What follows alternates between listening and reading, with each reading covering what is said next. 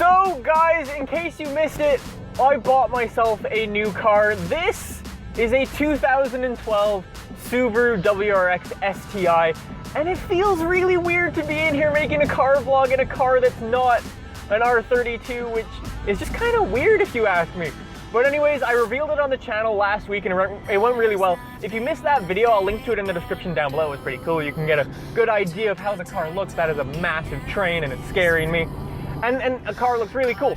Anyways, I did that video and I asked you guys for questions that you guys wanted me to answer on the car. So I compiled basically the most asked or the questions I thought were the best. And I thought I would do a little Q&A and sort of talk about the car, why I got the car, my plans for the car and things like that. But before we get into any of that, I wanted to mention one, this is my first driving manual car vlog ever, and I've been driving manual for all of 2 weeks, if that. So I'm not very good at it yet. So I'm actually going to ask you guys for help. You guys will probably be able to tell by watching this video some of the things that I do wrong when I'm driving manual. So if you can point them out to me, that would be much appreciated. Because like I said, I'm not very good at it. I've just started literally 2 weeks ago. So if there is anything that I'm doing not so well, please let me know. It will actually genuinely help me. But yeah, this car is a manual. It is my first manual car, so I'm excited. No more little DSG. Okay, that's another question. Where is the okay, before we get into that, I'm getting very distracted. Yeah, the first thing I wanted to talk about was I need a name for this car. It's bright blue, it has bright gold rims on it right now. I'll get into that in a little bit. But I need a name for this car. I've got two pretty good names in mind so far, but if you guys have anything that's an even better name, leave it in the comments down below. And I'd love to sort of compile the best ones and sort of maybe do a vote over on the Aero 12 website for what we should... That's an invisible speed bump. What is... where... I don't know where we are. I'm turning around. Where am I? I was just driving down this road because there's no one around, and I'm like, if I stall, not the end of the world. I don't know where I am. I'm with a bunch of trucks.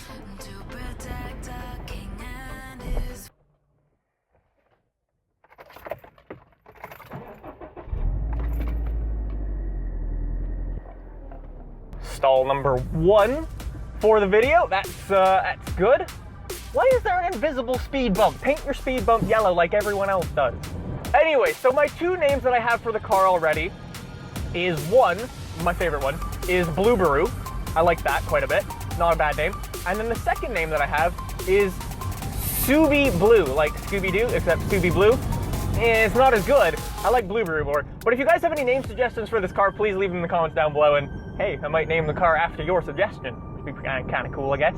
Someone's done a massive burnout on this. There's just tire marks all the way down the road. Wait, those are truck marks. That's a dually or an 18-wheeler. What is he driving down the... They still go. What? So probably one of the most asked questions I got was, why a Subaru? Well, here was my criteria for a car. I wanted one, manual, because I've never had a manual car. No one in my family's ever had a manual car, which has been quite annoying. So I've never had anything to really learn on. So I really wanted a manual car. The second thing that I wanted was something that I can drive every single day and that has all-wheel drive. I live in Canada. It gets very snowy here. It gets very, very snowy. It might look like a really nice day, but it's like minus 10 or so, or something like that. It's quite cold today, even though it looks nice. So you want all-wheel drive for the snow and things like that. The lines continue going. What drove down here? Also, why are they in the middle of the... I'm so confused. Someone's definitely done a burnout. But with one side of their car? I don't know.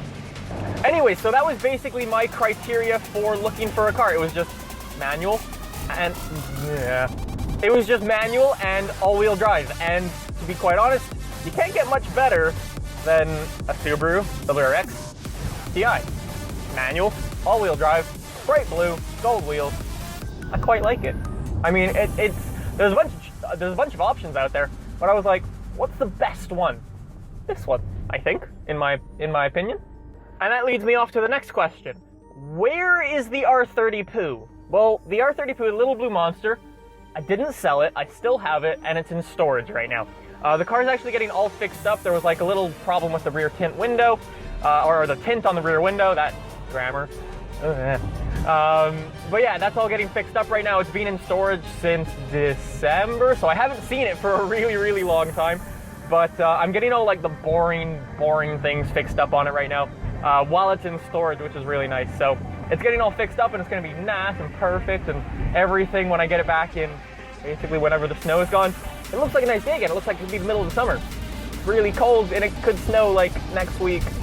So it's not coming out yet, which is sad. But I do still have the R32. I will still be driving it around, and it's Fluker. I'm not gonna sell it. It's like my favorite car.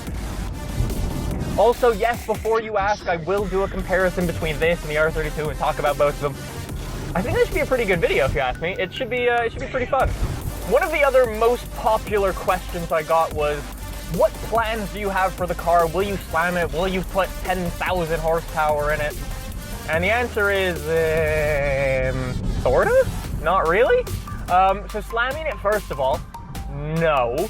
This, in like its finest, truest sense, is a rally car. It won't be getting slammed. I might put coilovers on it. That'd be pretty cool, because then basically in the summer you can lower it down, and in the winter you can raise it back up, and I think that would be a pretty good compromise. But as for slamming it, no. Will I do crazy amounts of things with the horsepower? No. And here's why. One of the most, like, the biggest incentive when buying this car was, or one of the cool things when I bought this car, was that it actually came with a full warranty. This car, although being 4 years old now, came with a full warranty. If it makes some squeak, if it makes any noise, if the radio doesn't work, there's no radio in there right now, upgrading that. If the seat stops working, if the air conditioning goes out, I get to yell at Subaru and say, fix that please, and it's absolutely free. The downside of that is that if something does, or you can't really do any modifications that will cause something else to go wrong. Is the highway insanely... What's happened on the highway? What? I wanted to go do a tunnel run and you've ruined that. You've all ruined that. All of you. Where are you all going on a Sunday morning? For God's sake. Anyway, so the warranty itself, perfect, amazing. Except for one downside, being that you can do modifications. However, if those modifications cause something in the car to fail, then your warranty is basically gone. You can't really void a warranty. It's kind of misleading what they say. Like if you put an exhaust, that's totally fine. But if your exhaust, it depends what you do with your exhaust. I can totally put a catback. I already talked to the guy about that.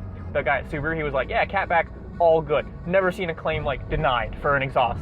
But if say you went and put, if you tune this car, that's a lot of your stuff gone. That's just like my warranty.